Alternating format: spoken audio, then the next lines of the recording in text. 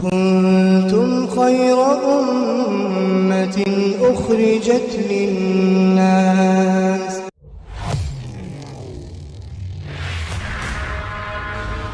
محمد صلی اللہ علیہ وسلم۔ پیارے دوستو اور عزیز ساتھیو، اللہ رب العالمین کا بے حد شکر احسان اور کرم ہے کہ اللہ تعالیٰ نے ہم سب کو جمعہ کے دن مجتمع فرمایا۔ اللہ رب العالمین ان کو ہی اپنے گھر میں آنے کو پسند کرتے ہیں اور آنے کی توفیق دیتے ہیں جسے پسند کرتے ہیں۔ ظاہر سی بات ہے کہ اگر کوئی شخص کسی کو ناپسند کرے تو اسے اپنے دروازے پر سے بھی گزرنے دینا اسے پسند نہیں ہوگا، اور جس سے وہ محبت رکھتا ہے تو اسے گھر میں لے جا کے گھر کے اندر بٹھا لے گا، ناشتہ کرائے گا۔ اور حدیث شریف کا مفہوم ہے کہ جو شخص مسجد میں آتا ہے تو وہ گویا کہ اللہ کا مہمان ہوتا ہے، اور جتنی بار آتا ہے اتنی بار اللہ اسی مہمانی کرتا ہے۔ اللہ تعالیٰ ہم سب کو بار بار مسجدوں میں آنے کی اور بیٹھنے کی اور ذکر و اذکار میں لگنے کی توفیق عطا فرمائے۔ دوستو، یہ نہایت اہم مہینہ چل رہا ہے، یہ حج کا مہینہ جو ذوالحجہ کہلاتا ہے۔ یہ 1 تاریخ سے لے کے اور 9 تاریخ تک اگر کوئی شخص ایک روزہ رکھ لے تو 1 سال کے روزے کے برابر اسے ثواب ملے۔ وہاں تو حجاج کرام الحمدللہ حج کر رہے ہیں، لیکن یہاں پہ اللہ تعالیٰ نے جو لوگ حج کرنے نہیں جا سکے ان کے لیے بھی کوئی کمی نہیں ثواب کی کہ جو شخص رات میں جا کے عبادت کر لے اسے ہر رات شب قدر کا ثواب ملے گا۔ حالانکہ یہ الگ بات ہے کہ وہ فضیلت نہ ہو، واللہ عالم، لیکن شب قدر کا ثواب ملے گا تو یہ پکی بات ہے۔ رات میں اگر 1 رات جاگ لیا تو 1 رات شب قدر کا ثواب، اور اگر 9 راتیں جاگ لیا تو 9، خصوصاً 9ویں ذی الحجہ کا جو روزہ ہے وہ نہایت اللہ رب العالمین کو بے حد پسند ہے۔ تو تمام ساتھی اس بات کی جو ہے کوشش کریں کہ اس مہینے میں دن میں روزہ رکھیں گے اور رات میں انشاءاللہ تعالی عبادت کریں گے۔ رات کی عبادت اللہ تعالیٰ کو ویسے بھی بے حد پسند ہے۔ رات کی عبادت، رات میں آخری پہر میں اللہ تعالیٰ جو ہے وہ دروازے، اللہ کا عرش جو ہے وہ 7ویں آسمان سے لے کے پہلے آسمان پہ، یعنی جو آسمان دنیا ہے اس پہ آ جاتا ہے، یعنی اللہ تعالیٰ اپنے بندوں کے بہت نزدیک آ جاتے ہیں۔ اور پھر اللہ کی طرف سے ایک منادی آواز لگاتا ہے کہ ہے کوئی مانگنے والا، چاہے دنیا کے اعتبار سے مانگو تب بھی ملے گا اور آخرت کے اعتبار سے مانگو تب بھی ملے گا۔ اللہ رب العالمین کے یہاں کسی چیز کی کمی نہیں، تو پکی بات ہے۔ ہم لوگوں کو دھوکہ یہ لگا ہوتا ہے کہ آج جو ہے ہمارے پاس اگر کسی کے پاس مال و زر کی کمی ہے تو اللہ رب العالمین تو تب سے خرچ کرتے چلے آ رہے ہیں جب سے اللہ نے دنیا کو بنایا ہے۔ سورج تب سے روشنی دیتا چلا آ رہا ہے جب سے اللہ رب العالمین نے دنیا کو بنایا ہے۔ تب سے اللہ تعالیٰ جو ہے سورج کو روشنی کے لیے مقرر کر دیا، چاند کو چاندنی کے لیے مقرر کر دیا، زمین کو کھیتی کے لیے مقرر کر دیا، بادلوں کو بارش کے لیے مقرر کر دیا، اور کسی خزانے میں اللہ کی کوئی کمی نہیں، مال و زر کے لیے اللہ کے یہاں کوئی کمی نہیں۔ زمین کے اندر نہ جانے کتنے خزانے چھپے ہوئے ہیں جو ابھی باہر نہیں آئے۔ تو اس لیے اللہ کے نزدیک اس دنیا کی کوئی حقیقت نہیں ہے، اصل چیز تو اللہ کے نزدیک کیا ہے؟ آخرت ہے۔ ایک مرتبہ موسیٰ علیہ السلام کے پاس ایک شخص آیا اور کہنے لگا کہ موسیٰ علیہ السلام آپ تو کلیم اللہ ہیں، آپ اللہ رب العالمین سے جا کے ہمارے بارے میں یہ بتا دیجئے کہ ہم بے حد تنگ دست ہیں، یہاں تک کہ کھانے کو بھی محتاج ہیں، پینے کو بھی محتاج ہیں، کپڑا پہننے کو بھی محتاج ہیں، آپ اللہ سے جو ہے سفارش کر دیجئے کہ اللہ تعالی ہمارے رزق میں برکت عطا فرمائے۔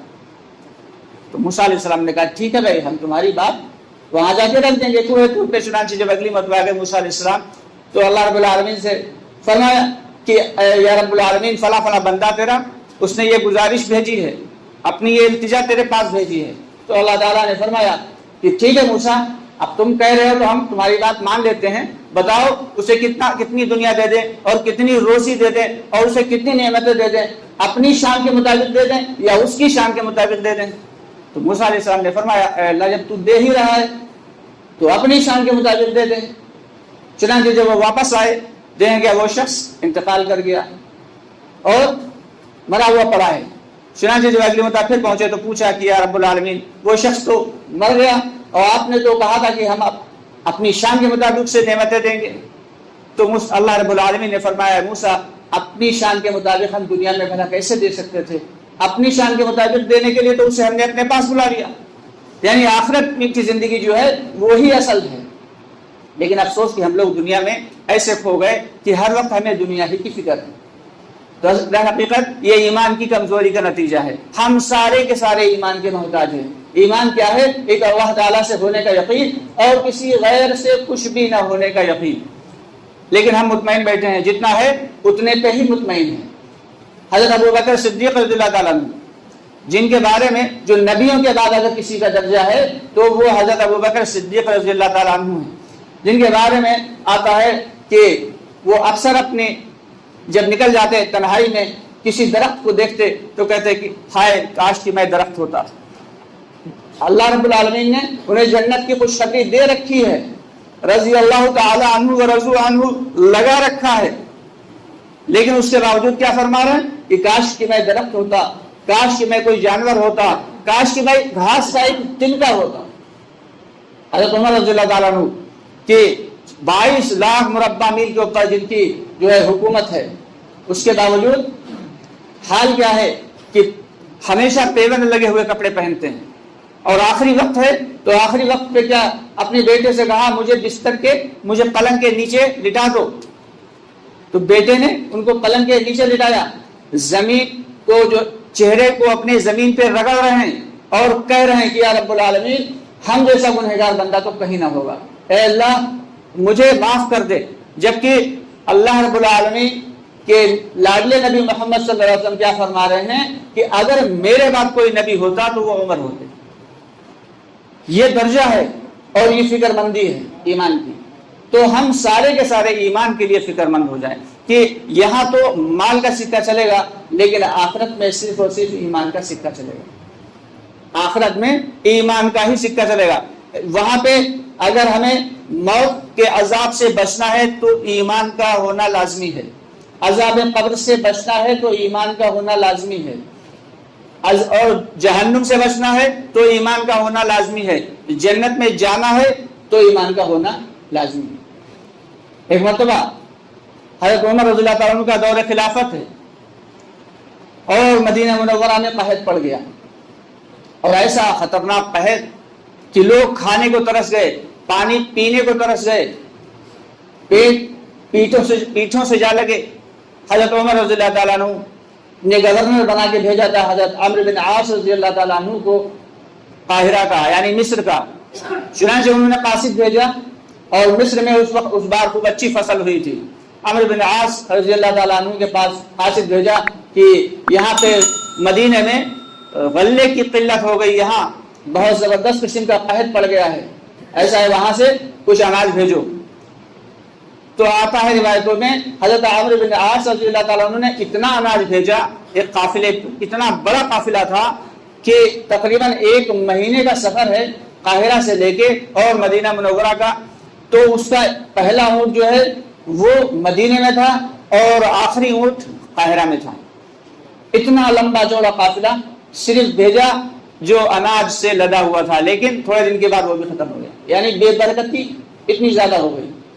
ایک صحابی ہیں جو مدینہ منورہ شہر سے کافی دور پہاڑوں میں رہتے تھے، ان کے بہت تیز بھوک لگی تو ایک میمنا ان کے یہاں بچا ہوا تھا. میمنا بالکل دبلا پتلا کمزور ہو چکا تھا، اسے چارہ نہیں ملتا تھا، جس کی وجہ سے اسے ذبح کیا تو اس میں نہ تو خون نکلا نہ گوشت نکلا، صرف ہڈی اور کھال. چنانچہ رونے لگے، روتے روتے لیٹے اور آنکھ لگ گئی.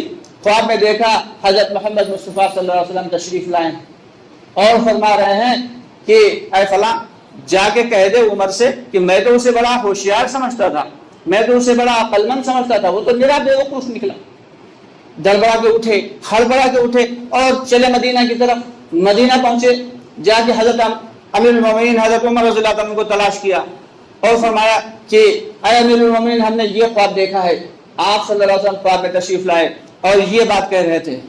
چنانچہ یہ بات سنتے ہی امیر المومنین فوراً سکتے میں آ گئے، جتنے بڑے پورے اکابر صحابہ تھے سب کو بلا لیا مجلس مشاورت اکٹھا ہوئی، سارے اکابر صحابہ موجود. پوچھا گیا کہ آخر ہم سے ایسی کیا غلطی ہوئی، ہم سے ایسی کیا غلطی ہوئی جس کی وجہ سے آپ صلی اللہ علیہ وسلم نے ہمیں ڈانٹ پلائی. ایک بڑے بزرگ صحابی اٹھے، کہنے لگے کہ ہمارے ساتھ تو جب بھی حضور پاک صلی اللہ علیہ وسلم کے زمانے میں کوئی مسئلہ پیش آتا تھا تو ہم لوگ اللہ کے سامنے روتے گڑ گڑاتے تھے اور نماز پڑھتے تھے، دنیا کی طرف کبھی نہیں دیکھتے تھے کہ دنیا میں کسی سے کوئی مدد لے لی جائے. یہ سننا تھا کہ حضرت عمر رضی اللہ تعالیٰ عنہ فوراً وہیں پہ رونے اور چیخنے لگے اور اللہ سے توبہ استغفار کرنے لگے. چنانچہ سارا کے سارا جتنی مجلس سے مشاورت تھی، جتنے صحابہ کرام تھے، سب نے توبہ استغفار کا ورد کرنا شروع کیا اور بے تحاشا رونا شروع کیا. اور ان کا رونا چل ہی رہا تھا کہ اچانک تیزی سے بادل آسمانوں پہ منڈرانے لگے اور بادلوں سے آوازیں آنے لگی، چلو چلو عمر نے بلایا ہے، چلو چلو عمر نے بلایا ہے.